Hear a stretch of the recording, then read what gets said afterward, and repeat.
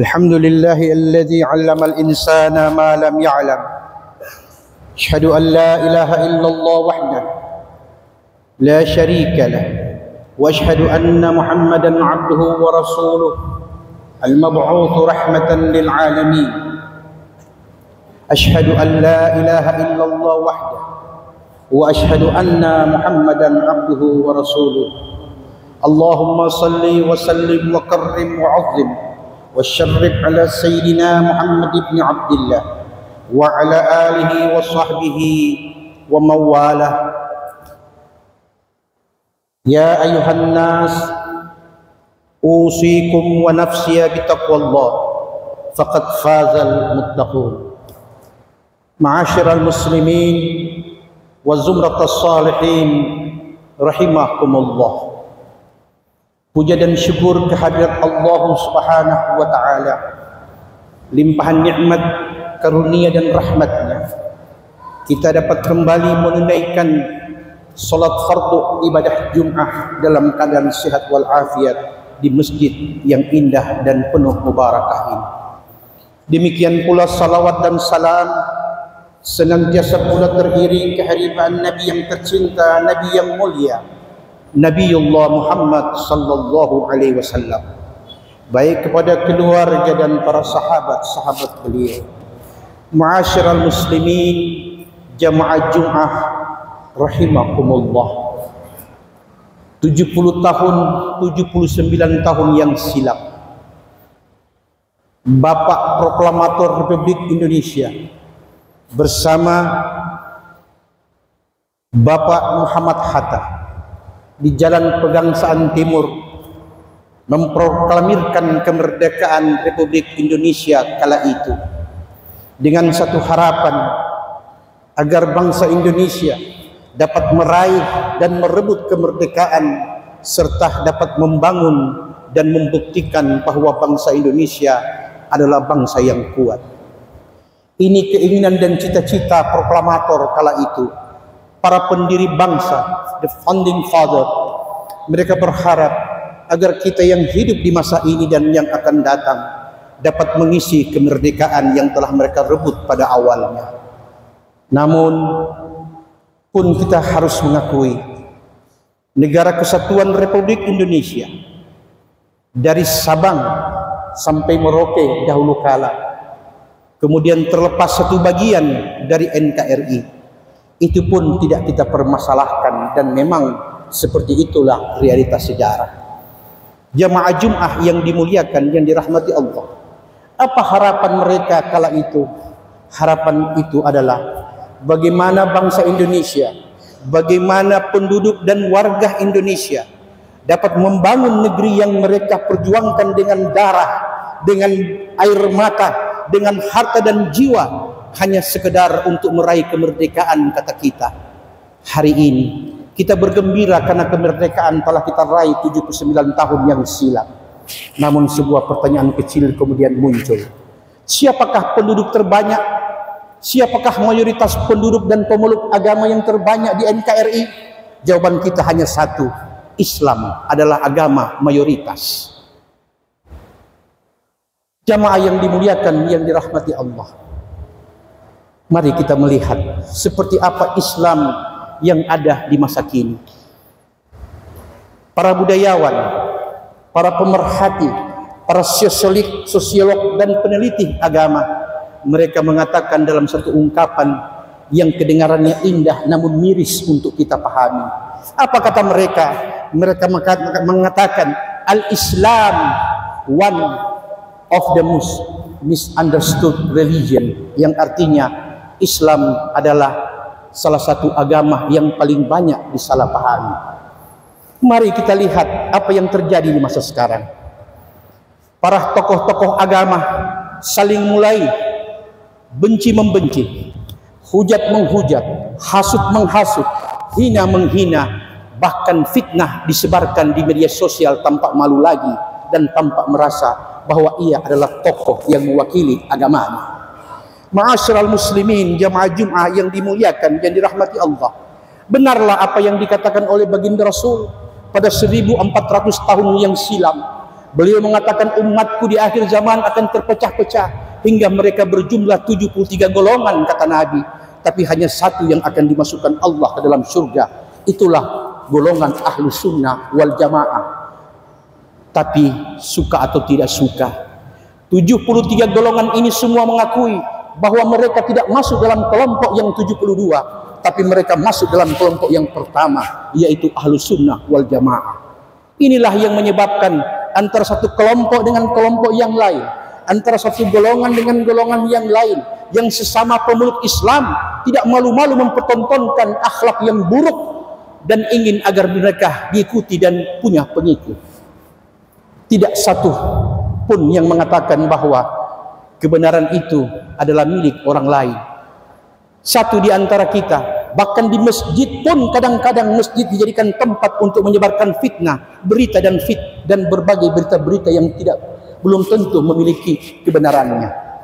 Nabi kita sallallahu alaihi wasallam mengatakan, yang hilang di masa sekarang kita ini adalah hikmah. Kalau umat terbagi 73 golongan, ulamanya pun terbagi menjadi 2 golongan, kata Imam Al-Ghazali dalam kitab Ihya Ulumuddin. Beliau mengatakan ada ulama yang patut kita ikuti dan teladani, itulah ulama akhirat namanya. Dan ada ulama yang harus kita tinggalkan dan tidak perlu kita contoh, itulah ulama dunia namanya. Kita tidak usah melihat, tidak usah memilih, dan tidak usah menentukan. Dengan kasat mata pun kita dapat melihat bagaimana seorang tokoh, seorang alim, seorang ulama yang begitu mampu dan begitu teganya mengkafir-kafirkan sesama umat Islam dan membid'ah-bid'ahkan sesama kita. Bukankah kebenaran itu hanya milik Allah? Bukankah kenyataan yang kita dapati Islam tinggal nama? Dan berapa banyak orang mengatakan di satu negeri umat Islamnya ada tapi Islamnya tidak ada. Ma'asyiral muslimin, jamaah Jum'ah yang dimuliakan, yang dirahmati Allah. Bahkan yang sekarang-sekarang pun kita lihat betapa para ulama-ulama kita dibenci, ulama-ulama kita difitnah, ulama-ulama kita diadu domba. Dan ternyata banyak ulama-ulama kita yang termakan dan terpancing untuk diadu domba, yang pada akhirnya kita umat yang kebingungan, yang mana akan menjadi teladan dan mana yang akan menjadi panutan. Ma'asyiral muslimin, jamaah Jum'ah yang dimuliakan, yang dirahmati Allah.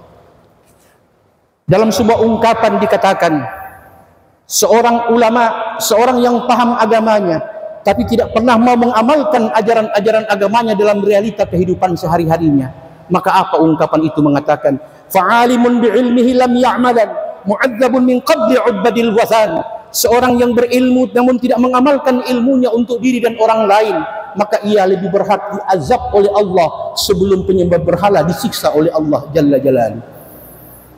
Namun apa yang terjadi bagi ulama-ulama akhirat? Mereka ditinggalkan, mereka dibiarkan, mereka dianggap sebagai musuh yang harus pertama-tama disingkirkan sebelum kita mengamalkan kehidupan dunia, dan kita tidak butuh kepada agama. Bukankah Nabi kita sallallahu alaihi wasallam mengatakan, sayati zamanu ala ummati yadkhuluna al-masajid wa yujalisuna fihi hilakan wa laysa lilahum bihi hajah. Di akhir zaman kau akan lihat, kata Nabi, umat Islam berbondong-bondong masuk ke dalam masjid, duduk berhadap-hadapan, dan mereka berbicara tentang dunia, dan seakan-akan di masjid mereka tidak butuh kepada Allah Rabbul Jalil. Dan itu fakta yang kita lihat hari ini. Ma'asyiral muslimin, jamaah Jum'ah yang dimuliakan dan yang dirahmati Allah. Bahkan dalam hadis yang lain Nabi kita Muhammad sallallahu alaihi wasallam mengatakan, sayati zamanu ala ummati yafirruna min ulamaihim wa fuqaihim kama yafirru ganami anil dhi'bi fayabtaliyahumullahu bi thalathatin baliyat. Al-ula, yarfa'ullahu al-baraka min kasbihim, wa thaniyah yusallitu alaihim sultanan zaliman, wa thalitha kharaja minad dunya bigal iman. Demikian Nabi mengatakan dan mengingatkan kita pada umat akhir zaman. Akan datang di akhir zaman di tengah-tengah umatku, mereka akan lari berbondong-bondong meninggalkan ulama-ulamanya dan para fuqaha-fuqahanya, sebagaimana engkau melihat seekor kambing lari terbirit-birit meninggalkan seekor serigala. Maka umat yang seperti itu, kata Nabi, Allah akan berikan mereka 3 petaka sekaligus dikala mereka hidup. Yang pertama, kata Nabi, yarfa'ullahul baraka min kasbihim. Allah akan angkat dan Allah akan hilangkan keberkahan dari apa yang mereka usahakan dan dari apa yang mereka dapati di dunia ini. Inilah petaka yang pertama bagi umat yang meremehkan, mencaci dan menghina para ulama-ulamanya. Kemudian kata Nabi, wasaniyah, petaka yang kedua adalah yusallitullah alaihim zaliman sultanan zaliman. Allah akan jadikan pemimpin yang lahir di tengah-tengah mereka, yaitu pemimpin yang zalim, yang tega untuk mengkhianati umat dan bangsanya. Inilah petaka yang kedua, kata baginda Nabi Muhammad sallallahu alaihi wasallam. Dan petaka yang ketiga, kata Nabi, yakhruju minad dunya bigal iman. Mereka umat yang seperti itu akan keluar dari muka bumi ini, akan meninggalkan dunia ini tanpa iman, kata Nabi. Itulah petaka yang paling besar di antara sekian banyak petaka. Ma'asyiral muslimin, jamaah Jum'ah rahimakumullah. Hari ini yang hilang dari kita umat Islam, sebagaimana yang Nabi katakan, al-hikmatu dhalatul mu'min fahaitsu wajadaha fahuwa ahaqqu biha, kata Nabi. Sesungguhnya yang hilang bagi orang mukmin hari ini adalah al-hikmah. Al-hikmah lah yang hilang dari tengah-tengah kita. Dan barang siapa yang mendapatkan hikmah itu di mana saja, kata Nabi, maka orang mukmin lebih berhak untuk mengambilnya kembali. Hikmah yang dimaksud adalah, kata Quran, wa may yu'til hikmata faqad utiya khairan katsira. Barang siapa yang diberi al-hikmah oleh Allah, sadarlah ia telah diberi kebaikan yang banyak oleh Allah. Dan apa yang dikatakan oleh baginda Nabi kita Muhammad sallallahu alaihi wasallam, man yurillahu bihi khairan yufaqihu fid din wa yulhimuhul rusyda. Demikian Nabi mengatakan, barang siapa yang Allah kehendaki menjadi baik, maka Allah berikan dia pemahaman dan bagaimana caranya dia memahami agamanya dari para ulama-ulamanya, maka Allah karuniakan kepadanya ilham sebagai petunjuk. Ma'asyiral muslimin, jamaah Jum'ah rahimakumullah. Inilah fakta hari ini. Sulit kita membedakan mana ulama dunia dan mana ulama akhirat. Beginikah yang diharapkan oleh para proklamator? Beginikah yang diharapkan oleh para pejuang-pejuang bangsa yang menghalalkan darah mereka untuk digugurkan demi tanah air yang kita cintai ini? Hari ini kita umat Islam yang mengisi kemerdekaan itu dengan fitnah, gibah, dan saling tuduh menuduh seakan-akan kebenaran hanya milik mereka, bukan milik orang lain. Ma'asyiral muslimin, jamaah Jum'ah yang dimuliakan, yang dirahmati Allah. Pun kalau kita tidak menerima satu keturunan yang mulia yang katanya berasal dari Nabi kita Muhammad sallallahu alaihi wasallam, katakanlah biar ia berilmu, ia menjadi orang yang saleh, yang ahli ibadah. Bukankah kita menghormati ulama kita? Bukan menghinanya, bukan menghujatnya. Dan kita tanpa kita sadar, setiap orang yang melike, yang menonton, yang mengomentari fitnah yang tersebar di media sosial, kita telah mengambil bagian menjatuhkan marwah para ulama yang sekaligus juga menjatuhkan Islam sebagai agama. Al-Islam ya'lu wa la yu'la alaih. Islam mulia dan sangat tinggi kedudukannya. Kita yang memuliakan, kita pula yang mampu menghinakannya. Inilah Islam hari ini. Semoga khutbah yang singkat di hari ini membawa nasihat yang indah dan yang terbaik bagi kami yang menyampaikan dan bagi kita semua yang mendengarkan. Dengan izin dan inayah Allah, semoga baginda Nabi Muhammad sallallahu alaihi wasallam senantiasa memandang dan melihat wajah-wajah umat di akhir zaman dengan syafaat sebagai janjinya kepada Rasulullah sallallahu alaihi wasallam. Kita bersalawat kepadanya. Allah Rabbul Jalil, kita bermohon semoga Allah memberi pertolongan kepada kita. Amin, amin ya rabbal alamin. Barakallahu li wa lakum fil Qur'anil Karim wa nafa'ani wa iyyakum bima fihi min ayati wa dzikril hakim. فتقبل مني ومنكم تلاوته إنه هو السميع العليم. أقول قولي هذا فاستغفروه إنه هو الغفور الرحيم.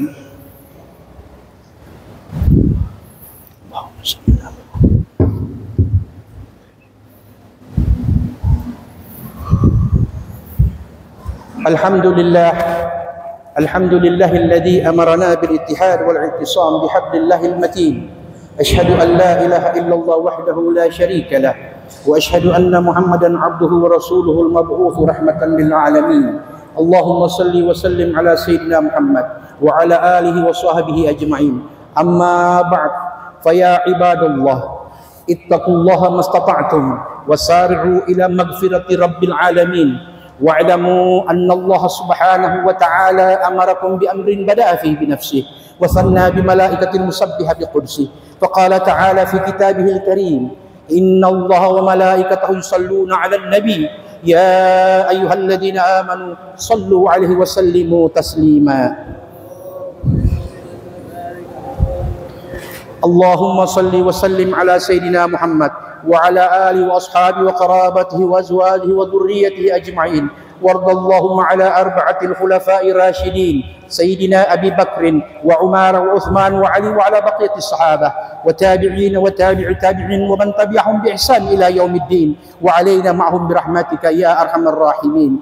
الله يهدينا ويهديكم سواء السبيل، ويفتح علينا وعليكم فتوح العارفين، ويدخلنا الجنة مع السلفنا الصالحين، لا يبعدنا منهم لا في الدنيا ولا في الآخرة، إنه على ما يشاء قدير وبالإجابة الجدير. اللهم اجعلنا من أهل الخير، واحينا في الخير، واحشرنا مع أهل الخير. عسى الله يمن علينا بالقبول بجاه الرسول وسلف الفحول، وثبتنا على الصراط المستقيم، ويدخلنا دار النعيم مع الذين أنعم الله عليهم من النبيين والصديقين والشهداء والصالحين، وحسن أولئك الرفيقا. اللهم يا من لا يشغله سمع عن سمع، ويا من لا تغلطه كثرة المسائل، ويا من لا يتبرم بالحاح عباده الملهين عليه، أذقنا برد رحمتك وكرام استجابتك، أنت المستعان وعليك البلاغ. يا حنان يا منان يا أكرم الأكرمين، يا اللهم يا دافع البلاء يا الله، ويا دافع البلاء يا رحمن، ويا دافع البلاء يا رحيم، ادفع عنا البلاء قبل نزوله من السماء، إنك على كل شيء قدير. لا إله إلا الله، ولا حول ولا قوة إلا بالله العلي العظيم. ربنا تقبل منا إنك أنت العليم الحكيم، وتب علينا يا الله إنك أنت التواب الرحيم. اللهم اغفر لنا ذنوبنا ولوالدينا وارحمهم كما ربونا صغارا. اللهم اغفر لنا ذنوبنا ولجميع المؤمنين والمؤمنات والمسلمين والمسلمات الأحياء منهم والأموات، إنك سميع قريب مجيب الدعوات يا قاضي الحاجات. ربنا افتح بيننا وبين قومنا بالحق وأنت خير الفاتحين. ربنا لا تزغ قلوبنا بعد إذ هديتنا، وهب لنا من لدنك رحمة إنك أنت الوهاب. ربنا آتنا في الدنيا حسنة وفي الآخرة حسنة وقنا عذاب النار. عباد الله، إن الله يأمركم بالعدل والإحسان وإيتاء ذي القربى وينهى عن الفحشاء والمنكر والبغي يعظكم لعلكم تذكرون. فاذكروا الله العظيم يذكركم، وادعوه يستجب لكم، ولذكر الله الأكبر، والله يعلم ما تصنعون. أقيموا الصلاة.